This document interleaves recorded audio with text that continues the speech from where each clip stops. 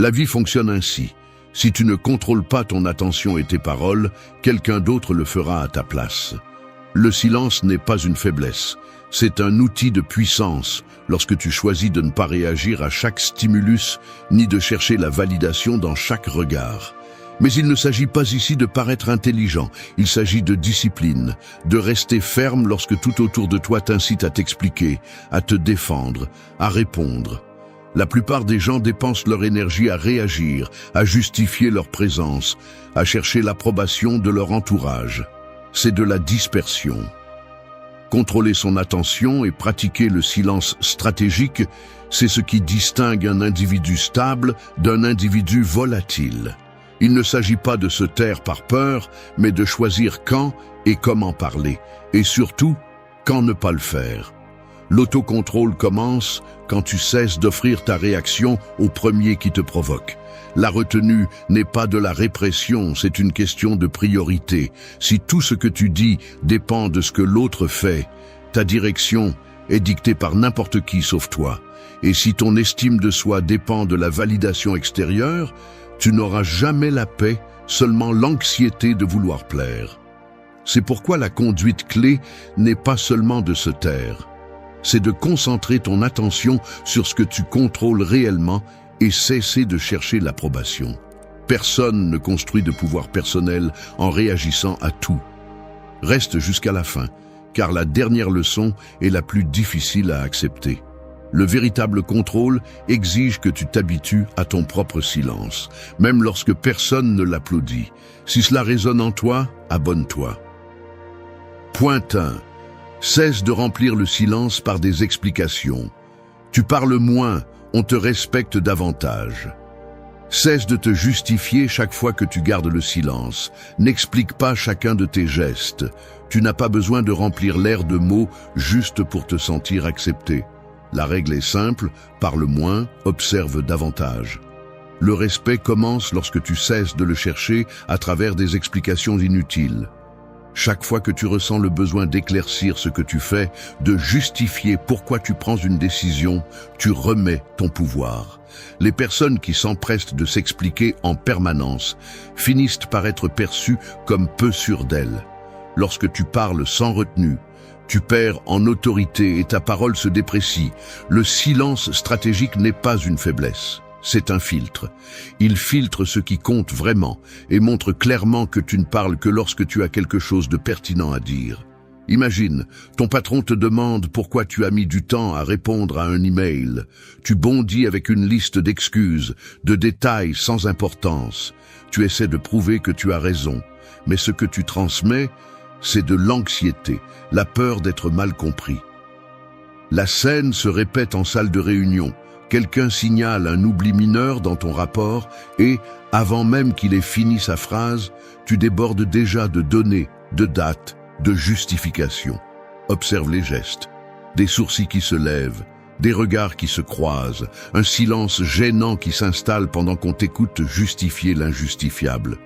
Personne ne retient tes raisons, seulement l'urgence avec laquelle tu as tenté de te défendre. Lors d'une dispute de couple, la dynamique est identique. Tu te précipites pour justifier chaque réaction, chaque décision, comme si ta valeur dépendait de ta capacité à convaincre l'autre. Chaque phrase devient une défense, chaque mot une supplique muette pour être compris. L'atmosphère se tend. Point 2. Observe avant de répondre. Vous suspendez votre réaction. Vous maîtrisez votre impulsion. Vous êtes en réunion de travail. Quelqu'un remet en question votre idée devant le groupe. Vous ressentez l'impulsion de vous défendre immédiatement, d'expliquer, de prouver que vous avez raison. Mais, avant d'ouvrir la bouche, vous choisissez de garder le silence. Vous observez. Vous analysez la réaction des autres. Vous laissez le moment s'installer. Vous ne vous précipitez pas pour vous justifier. L'ambiance se tend une seconde. Vous remarquez que certains collègues baissent les yeux, d'autres croisent les bras. Une personne consulte son carnet en feignant de s'intéresser à ses notes. Celui qui a lancé la critique attend votre réponse, mais vous maintenez la pause. Dans cet intervalle, vous voyez l'attention se déplacer. Quelqu'un d'autre intervient, change la dynamique. Votre idée n'est plus la cible.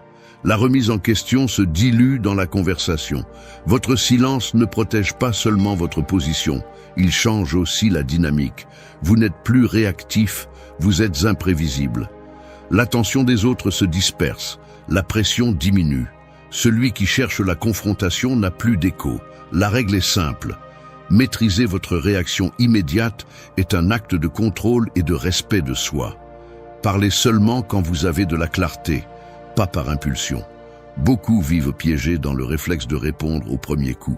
Ils croient que c'est ainsi qu'ils se défendent, qu'ils prouvent leur courage ou leur intelligence. Mais la réaction automatique n'est pas une force, c'est une faiblesse déguisée. L'auto-illusion ici, c'est de penser que votre voix immédiate vous donne du pouvoir. En réalité, elle vous expose. Chaque fois que vous répondez sans réfléchir, vous vous trahissez. Vous cherchez l'approbation, vous voulez que l'on accepte votre version, vous avez besoin d'être validé. Ce n'est pas du contrôle, c'est une dépendance au regard des autres. Point 3. Ne cherche pas l'approbation dans le regard des autres. Ignorer la validation, renforcer ton jugement. Cesse de chercher le reflet de ta valeur dans les yeux des autres. Ne réponds pas à l'impulsion de parler uniquement pour obtenir l'assentiment. Coupe le cycle de réaction automatique et concentre ton attention sur ce que tu fais, pas sur la façon dont on t'observe. Le principe est simple, ton jugement doit être ton juge, non l'applaudissement extérieur. Chaque fois que tu te trahis pour t'intégrer, tu perds la maîtrise de toi-même. Si tu prends l'habitude de vivre en quête d'approbation, tu deviens l'esclave des gestes, des silences et des opinions d'autrui. La dépendance grandit en silence. Tu commences par adapter ton opinion, tu finis par oublier qui tu es. Tu cesses d'agir par devoir et discipline, et tu deviens acteur d'une pièce que tu n'as pas écrite. Le besoin de réaction immédiate, de te montrer ou de te défendre, t'enlève contrôle et respect. Garder un silence stratégique, non par faiblesse mais par maîtrise de soi, te protège de tomber dans le jeu de la validation. Observe les scènes. Lors d'une réunion de travail, tes mains jouent avec le stylo pendant que tu lances des explications inutiles, cherchant le regard approbateur de quelqu'un. Tu remarques l'inconfort dans ta posture, le dos voûté, le regard lancé vers le chef dans l'attente d'un geste minime, un sourcil levé, un « très bien » qui arrive rarement. En sortant, tu te demandes si ton intervention a été suffisante. Mais tu ne te souviens que de la tension dans l'air, pas du contenu de tes paroles. Sur WhatsApp, tu te surprends à vérifier la dernière connexion de tes contacts. Le double check bleu dicte ton humeur. S'ils ne répondent pas, le silence devient lourd. Tu réécris le message, tu doutes du ton, tu changes un emoji, tu te demandes si c'était trop froid ou trop enthousiaste. Point 4. Filtre qui mérite l'accès à tes pensées. Sélectionne tes interlocuteurs, blinde ton intimité. Il y a quelque chose que tu dois accepter. Tout le monde ne mérite pas d'avoir accès à tes pensées ni à tes réactions. La règle est simple. L'intimité mentale se protège par la discipline, non par des explications inutiles. Principe. Tu es responsable de filtrer à qui tu donnes accès à ton monde intérieur. Trop parler, te justifier ou réagir face à n'importe qui, c'est renoncer volontairement à ton autodiscipline. Cette loi existe parce que ton esprit est le dernier bastion de ton autonomie. Chaque fois que tu livres tes pensées au premier venu, tu t'affaiblis. Lorsque tu cherches l'approbation à travers tes paroles, tu remets ton jugement entre les mains des autres. Le silence stratégique n'est pas de la lâcheté, c'est de l'autoprotection. Si tu franchis cette frontière, tu deviens l'otage de l'opinion d'autrui et de la réaction impulsive. Personne ne respecte celui qui ne protège pas son intimité. On te perçoit comme facile à lire, facile à manipuler et facile à déstabiliser. Exemple du quotidien. Au travail, quelqu'un formule une critique en public et ta première impulsion est de te défendre, d'expliquer chaque détail, de chercher la sympathie du groupe. Ce que tu montres, c'est que n'importe quel commentaire peut te déstabiliser. Tu remarques qu'après tes explications, des regards se croisent, certains affichent de l'agacement et la conversation tourne autour de ta réaction, non du sujet initial. La prochaine fois, on viendra te chercher pour rejouer la même scène. Sur WhatsApp, on exige des réponses immédiates et tu ressens la pression de devoir justifier chaque retard ou malentendu, comme si tu devais demander la permission pour chacun de tes mouvements. Tu rédiges de longs paragraphes explicatifs, tu observes les coches bleues et tu attends l'approbation. Point 5. Priorise ce que tu fais sur ce que tu dis. Tu agis avec sobriété. Tu inspires la confiance. Sénèque a dit « Ce ne sont pas les événements qui nous troublent, mais l'opinion que nous en avons. » Autrement dit, ta réaction définit ton pouvoir, pas la situation. Voilà la différence entre celui qui maîtrise sa vie et celui qui la laisse entre les mains des autres. La règle est claire. Ta conduite pèse plus lourd que tes paroles. Garder un silence stratégique et concentrer ton attention sur toi-même n'est pas une faiblesse, c'est de la maîtrise de soi. Quand tu recherches la validation extérieure, tu deviens dépendant du jugement d'autrui. Chaque fois que tu réagis par impulsion, tu remets ton pouvoir. Parler trop, te justifier, vouloir prouver que tu as raison, tout cela t'expose et t'affaiblit. Celui qui réagit est l'esclave de la situation.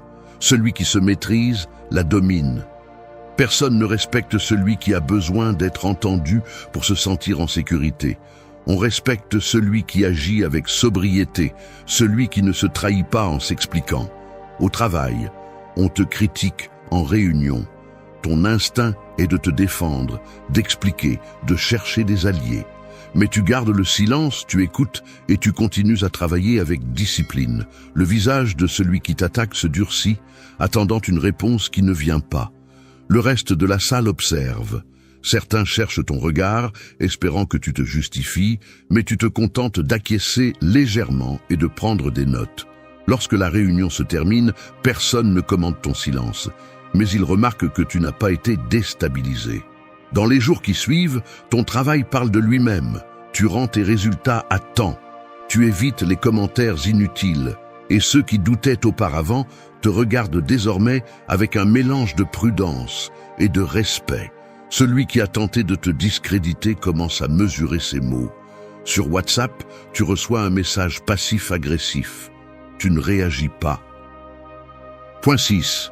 Élimine l'urgence d'avoir une opinion sur tout. Vous faites taire l'inutile, vous évitez l'épuisement. Votre problème n'est pas le manque d'informations. C'est votre impulsion constante à intervenir, commenter et vouloir prouver que vous savez.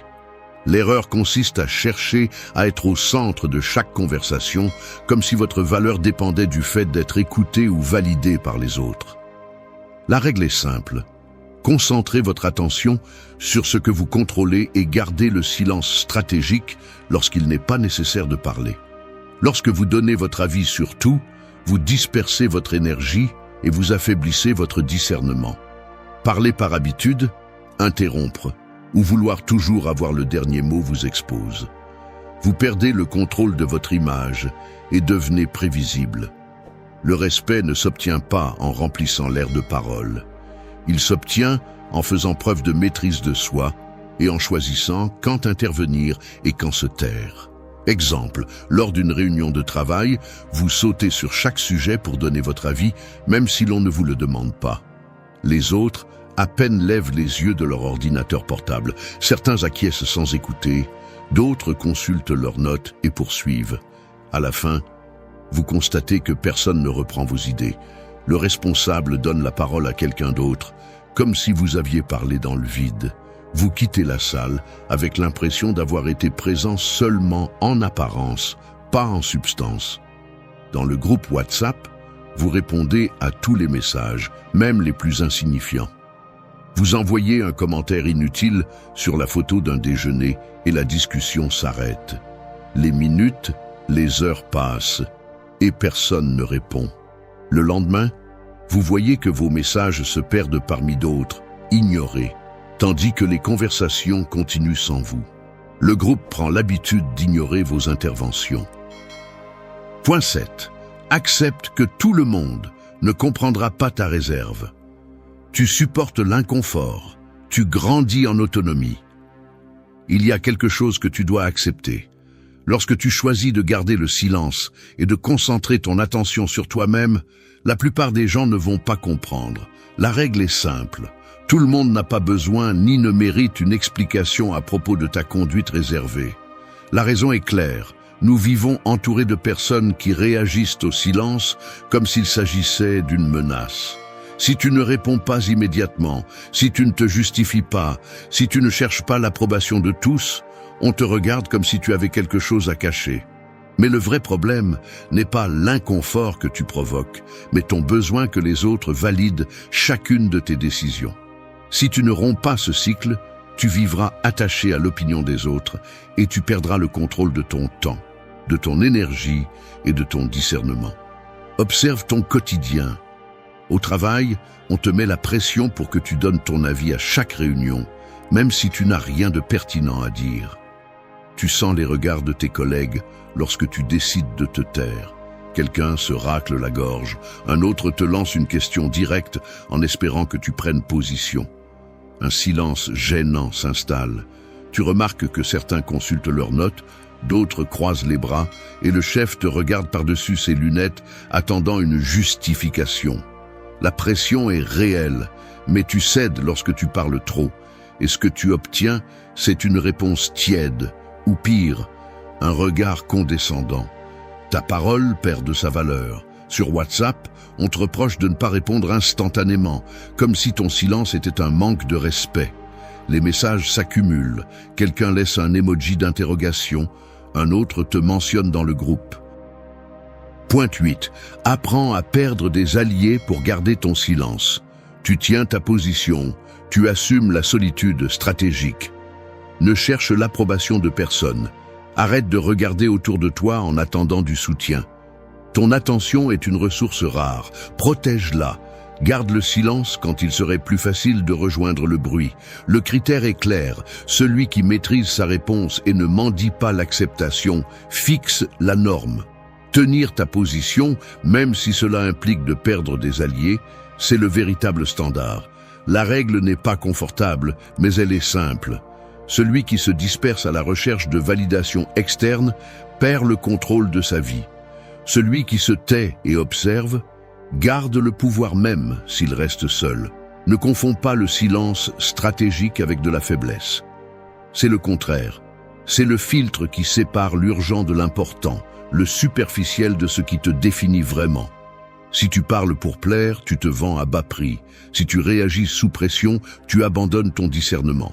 Le respect se construit dans l'inconfort de défendre ta position, même si cela t'isole. Au travail, quelqu'un lance une critique injuste lors d'une réunion. Tout le monde attend ta réaction. L'ambiance devient tendue. Regards croisés. Certains font semblant de relire leurs notes.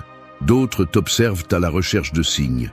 Si tu réponds en cherchant des alliés, tu te dilues dans l'opinion de la majorité. Si tu gardes le silence, tu observes, et tu ne parles que lorsque tu as quelque chose à ajouter, tu fais la différence. Il n'y a ni sourire de connivence, ni tape dans le dos. Juste le murmure sourd de ceux qui ne comprennent pas ou se sentent mal à l'aise face à ta réserve. Mais la perception change. Tu n'es plus prévisible, ni facile à entraîner. Tu es celui qui ne se vend pas pour un applaudissement rapide. Sur WhatsApp, tu te disputes avec ton partenaire ou un ami.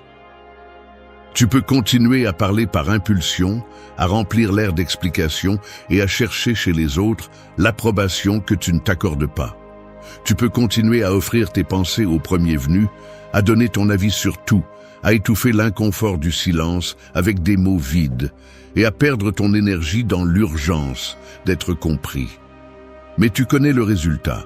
Dépendance, épuisement, une vie dictée par les réactions des autres et la sensation constante d'être redevable au regard d'autrui.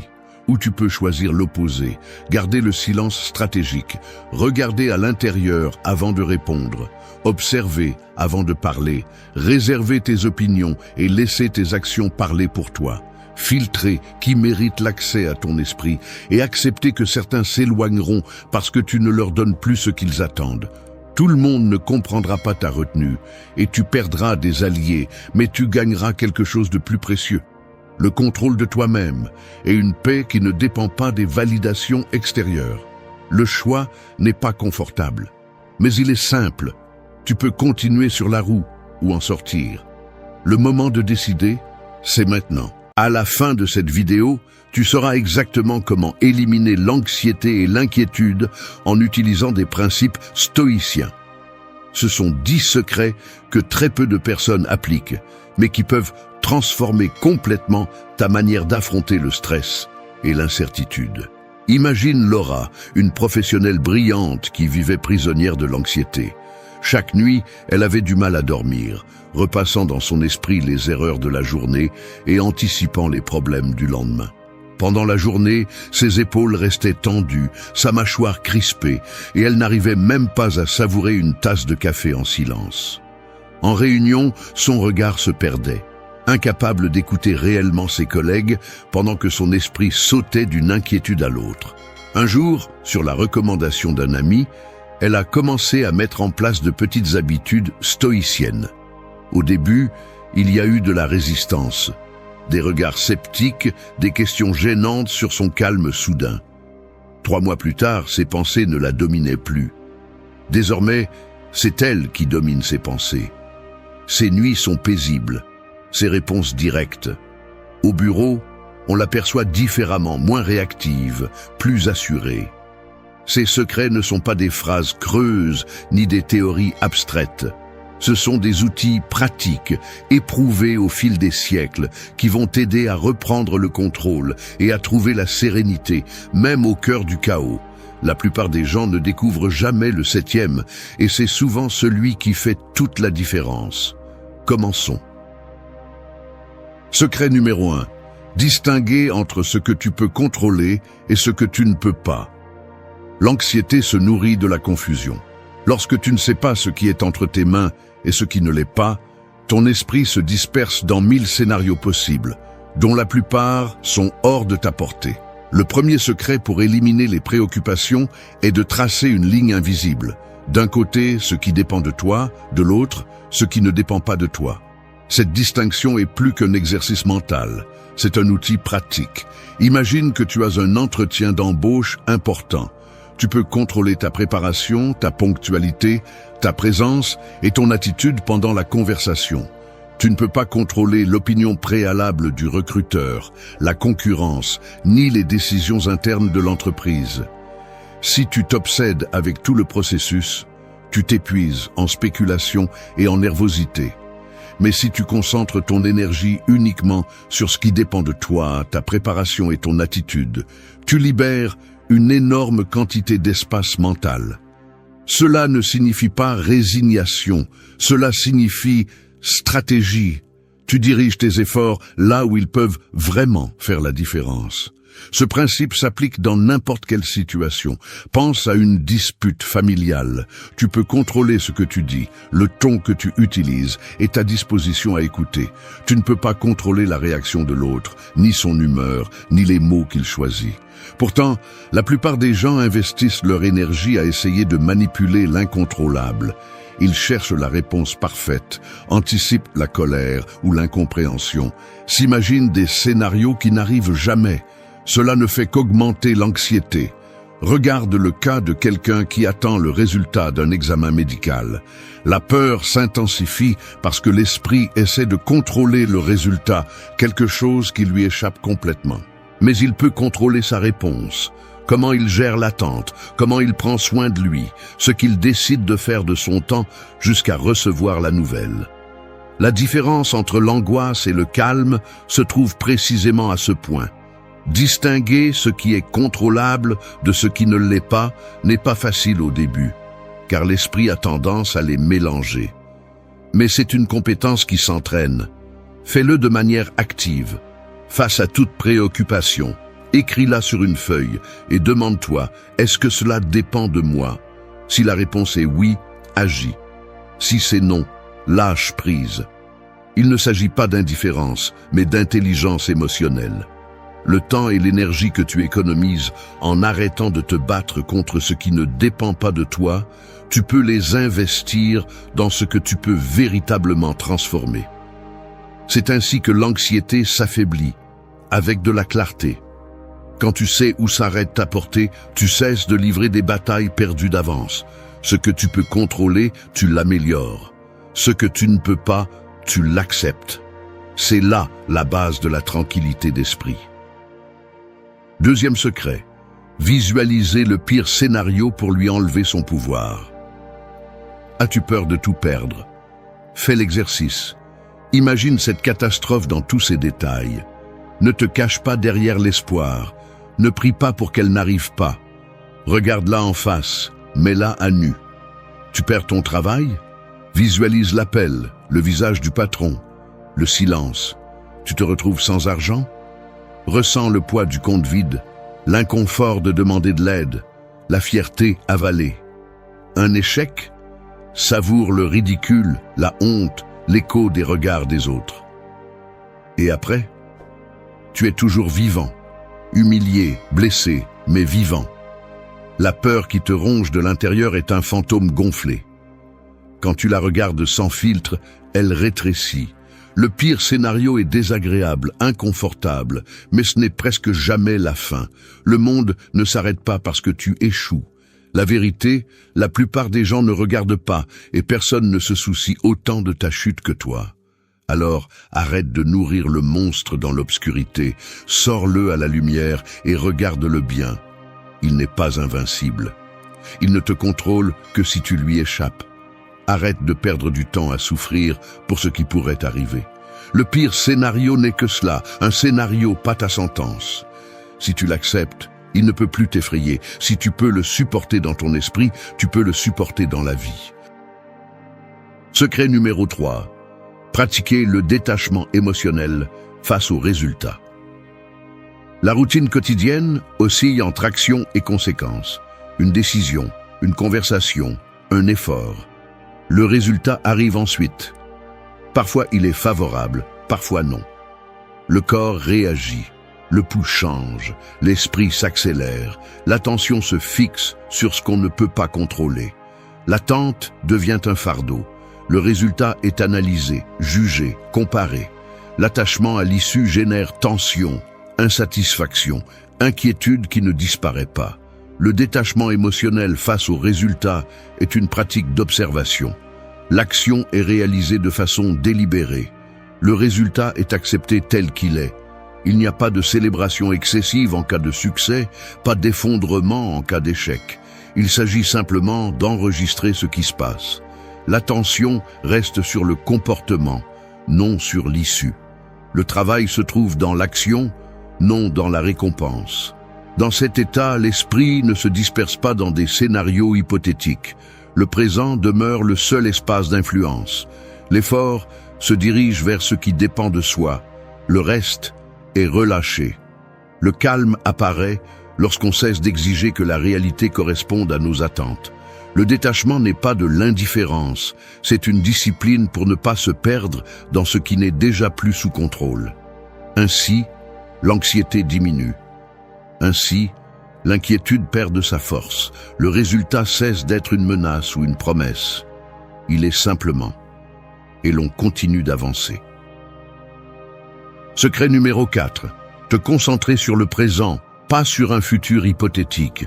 T'est-il déjà arrivé que ton esprit voyage tout seul vers le pire scénario possible?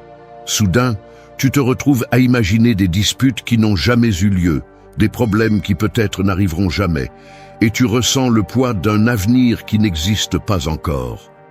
C'est épuisant.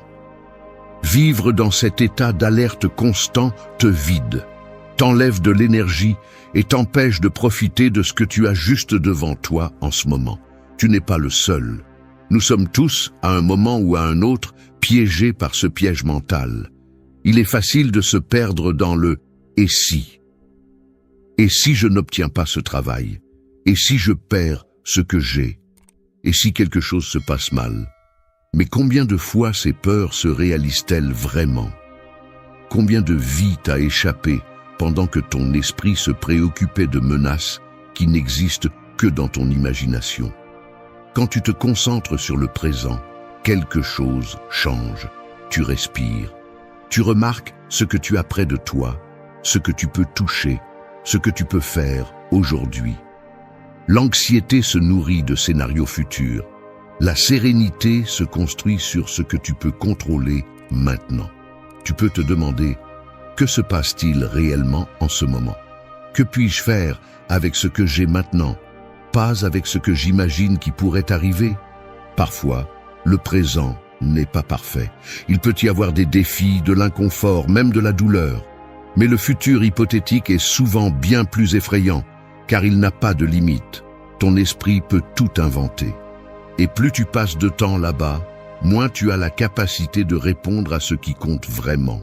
Il ne s'agit pas d'ignorer ce qui vient, mais de ne pas laisser les possibilités te paralyser. Quand tu reviens au présent, tu reprends le contrôle. Tu peux agir, décider, respirer. À quoi ressemblerait ta journée si tu cessais d'anticiper des problèmes et te consacrais à ce qui est devant toi? Qu'est-ce que tu pourrais découvrir si tu arrêtais de te battre contre des fantômes et te concentrais sur ce qui est tangible? Aujourd'hui, en cet instant, de quoi peux-tu vraiment t'occuper? 5e secret. Accepter l'impermanence de toute chose. Rien ne demeure. Les objets s'usent, les relations changent, les émotions fluctuent. Un jour, la routine se brise. Un message inattendu, une nouvelle, une perte, et l'échiquier de la vie se réorganise sans demander la permission. Ce qui semble solide aujourd'hui n'est, demain, qu'un souvenir diffus. La jeunesse, la santé, même la douleur, tout suit le même cycle d'apparition et de disparition. Observer cela, sans fioriture, montre clairement que l'anxiété de vouloir contrôler les résultats est un effort vain. S'accrocher à ce qui est déjà en train de changer ne fait qu'augmenter la souffrance. La nature ne négocie pas. Chaque commencement porte en lui sa propre fin. Vivre sous l'illusion de la permanence crée des attentes rigides. On planifie comme si le monde suivait un scénario personnel. Mais l'incertitude est la seule constante. Certains essaient de résister, luttant contre le cours naturel et finissent épuisés, déçus. D'autres choisissent de s'adapter, suivent les changements, ajustent leurs pas lorsque le terrain devient instable. Le détachement n'est pas de la froideur, c'est une position lucide. Profiter de ce qui est, tant que c'est là, en sachant qu'à tout moment, cela peut disparaître. Ainsi, le souci perd de sa force. Il ne s'agit pas de se résigner, mais de comprendre la dynamique réelle de l'existence. Accepter l'impermanence, c'est regarder en face la fragilité de toute chose. Rien ne s'arrête. Le soulagement vient lorsqu'on lâche le besoin que tout dure. Ce qui est aujourd'hui ne sera pas demain. Le calme naît de cette acceptation. Secret 6. Utiliser la raison pour remettre en question les pensées anxieuses. L'anxiété se manifeste souvent comme une voix insistante dans l'esprit, répétant sans relâche des menaces, des scénarios catastrophiques et des doutes. Dans cet état, l'émotion domine et la logique se retire. Mais il existe un outil capable de rétablir l'équilibre. La raison. Utiliser la raison pour remettre en question les pensées anxieuses n'est pas un simple exercice intellectuel, mais une méthode concrète pour désamorcer la machinerie intérieure qui alimente la peur. La première étape consiste à identifier la pensée qui génère l'inquiétude. Par exemple, l'idée que quelque chose de mauvais va arriver ou je ne serai pas capable de résoudre ce problème. Une fois isolée, elle est examinée à l'aide de questions directes. Quelle preuve ai-je que cela va se produire? Est-ce déjà arrivé auparavant? Si c'est arrivé, est-ce que c'était aussi grave que je l'imaginais? Quelles alternatives existent? Suis-je en train d'ignorer des éléments qui contredisent cette crainte? Cette série de questions agit comme une loupe sur la distorsion, révélant sa fragilité. En pratique, cela signifie ne pas accepter la première impulsion de l'esprit comme une vérité absolue. Imagine quelqu'un qui craint de perdre son emploi après avoir commis une petite erreur. Son esprit projette un avenir fait d'échecs et de ruines. Mais, en analysant la situation de manière rationnelle, il découvre qu'il n'a jamais été licencié pour des erreurs similaires, que l'entreprise dispose de protocoles pour corriger les problèmes et que d'autres collègues ont commis des fautes sans conséquences graves. La peur perd de sa force lorsqu'elle est exposée à la lumière des faits. Il ne s'agit pas de forcer l'optimisme ni de nier les risques réels, mais de distinguer entre ce qui est possible et ce qui est probable, entre la peur et la réalité. La raison n'élimine pas automatiquement l'anxiété, mais en réduit l'intensité et permet de prendre des décisions plus équilibrées. Ainsi, l'esprit cesse d'être l'otage de ses propres fantasmes et retrouve le contrôle. Cette technique demande de la pratique. L'esprit anxieux est habile à déguiser des suppositions en certitudes, à exagérer les menaces et à minimiser les ressources. C'est pourquoi il est nécessaire de revenir encore et encore à l'interrogation rationnelle. Ce que je pense, est-ce un fait ou une interprétation? Suis-je en train d'exagérer la probabilité d'une issue négative? Que puis-je réellement faire, ici et maintenant? À mesure que cette habitude se renforce, l'anxiété perd sa capacité à dicter le cours des pensées. La peur cesse d'être un tyran invisible et devient un adversaire identifiable, auquel on peut répondre par des arguments, et non seulement par l'évitement ou la résignation. Utiliser la raison pour remettre en question les pensées anxieuses est une discipline quotidienne. Elle ne promet pas la disparition totale de la peur, mais offre la possibilité de vivre avec plus de clarté, sans succomber à chaque alarme intérieure. Le calme naît, non pas de l'ignorance des problèmes, mais du fait de les affronter avec la lucidité qu'apporte une analyse honnête et détachée. 7e secret. Se rappeler que ce sont tes jugements qui créent la souffrance, pas les faits. Si quelque chose d'extérieur te fait souffrir, la douleur ne vient pas de la chose elle-même, mais de ton jugement à son sujet. Et tu peux effacer ce jugement à l'instant même. Marc Aurèle a laissé cet avertissement comme un rappel à ceux qui cherchent la paix intérieure au milieu du chaos extérieur. La plupart du temps, ce n'est pas l'événement en soi qui nous brise, mais l'interprétation que nous en faisons. L'esprit humain a l'habitude d'ajouter des couches de signification, d'anticiper des catastrophes, de construire des récits où les faits ne sont que le point de départ et où la souffrance se multiplie dans l'interprétation. Un message sans réponse, un regard de désapprobation, un échec inattendu. Le fait est neutre, mais le jugement que nous portons sur lui l'imprègne d'anxiété, de peur, d'angoisse. Observe avec honnêteté combien de fois t'es-tu senti prisonnier de pensées qui tournent en boucle, alimentées par des suppositions et des peurs qui ne se matérialisent jamais. Dans ces moments-là, ce qui te blesse, ce n'est pas la situation, mais l'histoire que tu racontes à son sujet. Le jugement transforme une petite gêne en blessure, une incertitude en menace, une perte en abîme. La souffrance grandit à mesure que tu insistes à interpréter, à qualifier, à ressasser ce qui aurait pu être ou ce que tu crains qui advienne. L'antidote consiste à suspendre le jugement, à regarder les faits à nu, sans ornement ni condamnation. Il ne s'agit pas de nier ce qui arrive, ni de feindre l'indifférence. Il s'agit de reconnaître que le pouvoir de te blesser réside davantage dans ton esprit que dans le monde. À chaque instant, tu peux choisir d'examiner ta réaction et de te demander, est-ce un fait ou mon opinion sur le fait? Est-ce que je vois ce qui est ou ce que je crains que ce soit? Pratiquer ce discernement n'est pas facile. Mais chaque fois que tu parviens à séparer le fait de l'interprétation, tu récupères une part de ta liberté intérieure. Tu cesses d'être l'otage de tes pensées et tu deviens leur témoin. L'anxiété perd de sa force parce que tu n'alimentes plus le feu avec des jugements inutiles.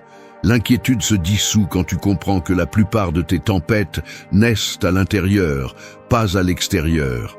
Rappelle-toi, la douleur peut être inévitable, mais la souffrance est optionnelle. Et la clé pour l'arrêter réside dans ta capacité à juger moins et à accepter davantage. Secret numéro 8. Limiter ton exposition aux stimuli inutiles. L'esprit humain n'est pas conçu pour traiter le flux constant d'informations, d'images et de sons qui nous entourent aujourd'hui. Chaque notification, chaque message, chaque fragment de contenu que tu consommes laisse une trace, aussi minime soit-elle. Le problème n'est pas seulement l'excès, mais aussi la qualité et la pertinence de ce que nous laissons entrer. Lorsque tu t'exposes sans filtre aux réseaux sociaux, aux actualités alarmistes, aux conversations banales, ton attention se fragmente et ton énergie mentale se disperse. C'est comme essayer de retenir de l'eau dans une passoire. Tu as beau faire des efforts, le calme s'échappe.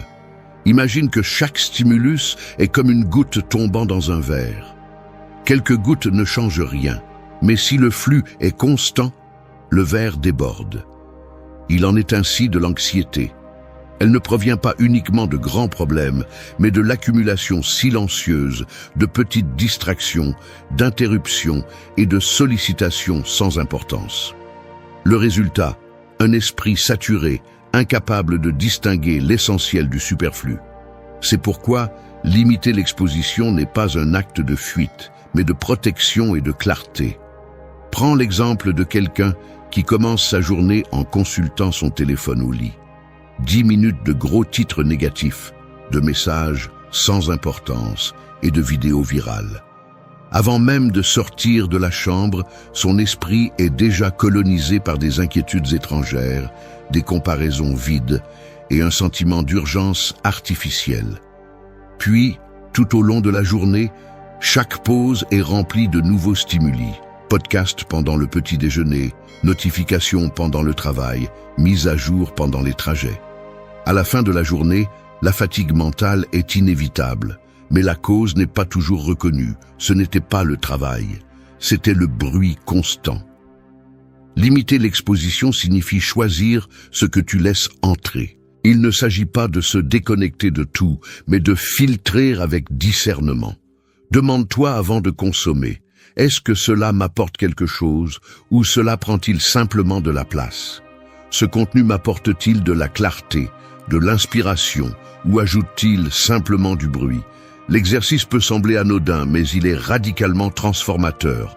En réduisant le flux de stimuli inutiles, tu reprends le contrôle de ton attention et tu rétablis ton énergie mentale. La pratique peut commencer par des gestes simples. Mets en sourdine les notifications qui ne nécessitent pas de réponse immédiate. Prends des moments sans écran dans la journée, ne serait-ce que pour de courts instants. Supprime les sources d'informations redondantes. Apprends à tolérer le silence et le vide au lieu de vouloir les remplir compulsivement. Tu remarqueras que l'anxiété diminue, non parce que les problèmes disparaissent, mais parce que ton esprit retrouve l'espace pour traiter, décider et répondre au lieu de simplement réagir. La différence est tangible. Moins de stimuli, plus de présence, moins de dispersion, plus de profondeur.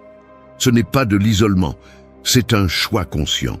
De la même façon que tu fais attention à ce que tu manges pour nourrir ton corps, veille à ce que tu consommes mentalement pour préserver ta paix. Limiter ton exposition à l'inutile n'est pas un renoncement, c'est une affirmation de ce qui compte vraiment. Le calme ne se trouve pas en cherchant plus, mais en choisissant mieux. Secret numéro 9. Transformer chaque obstacle en une opportunité de croissance. Faire face aux obstacles n'est pas un choix. C'est une partie de la vie. Parfois, les choses ne se passent pas comme tu l'avais prévu. Le travail se complique, une relation se termine, un projet échoue. Tu ressens cette pression dans la poitrine, l'esprit s'emballe, les doutes apparaissent. Pourquoi moi? Qu'ai-je fait de mal? Comment continuer après ça? Derrière chaque question se cache une opportunité. Non pas pour éviter la douleur ou faire comme si de rien n'était, mais pour regarder en face ce qui te freine. Qu'est-ce que cet obstacle est en train de t'enseigner? Parfois, la croissance ne se manifeste pas sous la forme d'un succès immédiat, mais à travers la résistance, la patience et l'apprentissage. Quand tout va bien, il n'y a aucune raison de changer. Mais quand la vie te met à l'épreuve, c'est là que la véritable opportunité de te transformer apparaît. Pense aux fois où quelque chose s'est mal passé et avec le temps, tu t'es rendu compte que c'était une leçon. Peut-être as-tu perdu un emploi et découvert une vocation différente. Peut-être qu'une déception t'a appris à poser des limites. Il est facile de comprendre cela avec du recul, mais lorsque tu es au cœur de la tempête, il est difficile de le voir clairement. Aujourd'hui, je t'invite à faire une pause la prochaine fois que quelque chose ne se passe pas comme tu l'espères. Au lieu de te demander pourquoi cela t'arrive, essaie de te demander pourquoi cela m'arrive-t-il? Qu'est-ce que je peux apprendre de cette situation? Comment puis-je en sortir plus fort? Il ne s'agit pas de se résigner ni d'ignorer la douleur, mais de l'utiliser comme un maître exigeant qui t'oblige à grandir. As-tu remarqué comment certaines personnes semblent devenir plus fortes après une crise? Ce n'est ni de la chance, ni un hasard. C'est un choix. Elles décident de voir l'obstacle comme un défi, et non comme une condamnation. Elles reconnaissent que, même si elles ne contrôlent pas ce qui arrive, elles peuvent choisir comment y répondre. Et si tu regardais tes propres problèmes sous cet angle, comment ta journée changerait-elle si chaque difficulté devenait une opportunité d'apprendre quelque chose de nouveau sur toi-même? Parfois, ce que nous craignons le plus de perdre est précisément ce qui nous empêche d'avancer. Et lorsque nous finissons par le lâcher, l'espace pour quelque chose de nouveau apparaît.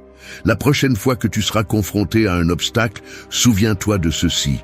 Tu n'es pas la seule personne à traverser des difficultés et tu n'es pas faible parce que tu te sens submergé. Mais tu as le choix. Tu peux laisser l'obstacle t'arrêter ou tu peux choisir de grandir à partir de lui. Qu'est-ce que tu vas décider? 10e secret. Assumer que la tranquillité dépend uniquement de ton attitude, jamais des circonstances. C'est ici que prend fin l'illusion la plus coûteuse, la croyance que le calme viendra lorsque tout sera en ordre à l'extérieur, qu'il suffit de résoudre tes problèmes, que si tu obtiens le travail, le partenaire, la santé, l'argent, alors enfin, tu pourras respirer. Depuis combien de temps attends-tu ce moment? Combien de fois l'as-tu effleuré du bout des doigts, juste pour voir comment il se dissout dès que le vent change? La vérité, c'est que la vie ne cesse jamais de bouger. Les problèmes ne disparaissent pas, ils changent seulement de nom et de forme. Tu crois que le prochain objectif sera le dernier, qu'après tu te sentiras enfin en paix. Mais l'anxiété trouve toujours une porte d'entrée, une conversation gênante, une nouvelle inattendue, un regard de désapprobation. L'inquiétude est un parasite qui se nourrit de ton espoir de contrôle. Regarde en arrière. Chaque fois que tu as atteint quelque chose que tu voulais, combien de temps a duré la tranquillité? Un jour, une semaine, un mois avant que l'esprit ne trouve une nouvelle raison de s'inquiéter? Le cycle est interminable si tu continues à parier que le calme vient de l'extérieur. Il n'existe aucune circonstance parfaite, aucun scénario où tout serait sous contrôle. La vie est une succession d'incertitudes, de problèmes, de pertes, de changements. Vouloir que le monde s'adapte à tes désirs est la recette la plus sûre pour la frustration et l'anxiété chronique. Tu peux passer toute ta vie à attendre que l'environnement t'offre une trêve, mais elle ne viendra jamais. Le monde n'est pas conçu pour te donner la paix. Il ne l'a jamais été. La seule variable que tu peux contrôler, c'est ton attitude. Et ce n'est pas de l'optimisme bon marché, ni du positivisme superficiel. C'est l'acceptation brutale que la douleur, le chaos, l'injustice et la perte sont inévitables. Que personne ne viendra te sauver de tes pensées. Que personne ne va te garantir un lendemain sans secousse. Si ta tranquillité dépend du fait que tout se passe bien, tu seras toujours à la merci du hasard. Ta paix sera l'otage de ce que tu ne peux pas contrôler. Le secret, c'est d'arrêter de négocier avec la réalité, d'arrêter d'exiger des garanties à la vie. Le calme naît quand tu cesses de te battre contre ce que tu ne peux pas changer et que tu te concentres sur la manière dont tu y réponds. Au lieu de demander « pourquoi moi ?», la vraie question est « qu'est-ce que je vais faire de ce que la vie me donne à vivre ?» L'attitude est la dernière liberté. Tu peux tout perdre, mais personne ne peut t'obliger à renoncer à ta dignité intérieure. à ta capacité de choisir ta réaction. C'est la seule chose qui t'appartienne vraiment. La tranquillité n'arrive pas quand tout est résolu, mais lorsque tu acceptes que cela ne le sera jamais tout à fait. Quand tu comprends que les vagues continueront de déferler, mais que tu peux apprendre à rester debout au cœur de la tempête. Il n'y a pas de raccourci, il n'y a pas de formule magique. Il n'y a que le travail quotidien de regarder le chaos en face et de décider de ne pas le laisser te détruire de l'intérieur. Voici la fin inconfortable. La paix n'arrive que lorsque tu cesses de l'attendre du monde et que tu la construis de l'intérieur, brique après brique, même quand tout dehors menace de s'effondrer. Si tu n'assumes pas cette responsabilité, prépare-toi à vivre toujours au bord du gouffre, en attendant un miracle qui ne viendra jamais. L'anxiété ne disparaît pas par magie, pas plus que l'inquiétude. Ce sont des réactions humaines, mais elles ne sont pas immuables. Tu peux les laisser te dominer ou apprendre à les regarder autrement. Il existe deux types de personnes, celles qui laissent l'incontrôlable gouverner leur esprit et celles qui se concentrent uniquement sur ce qu'elles peuvent gérer. Les uns réagissent sans relâche, les autres choisissent froidement à quoi ils donnent du pouvoir. Dans une salle d'attente, certains tournent en rond, vérifiant leur téléphone chaque minute. D'autres restent assis, respirant, sans bouger un muscle. Dans la file du supermarché, certains soupirent et regardent l'heure. D'autres observent ce qui se passe sans s'agiter. Tu peux passer ta vie à attendre que les circonstances changent ou accepter que le calme est une décision intérieure, non un cadeau venu de l'extérieur. Il n'y a pas de troisième voie. Tu peux choisir, continuer à nourrir tes pensées anxieuses ou commencer à les remettre en question et à réduire leur influence. Il n'y a pas de plan C. Le reste ne dépend ni de rien, ni de personne d'autre.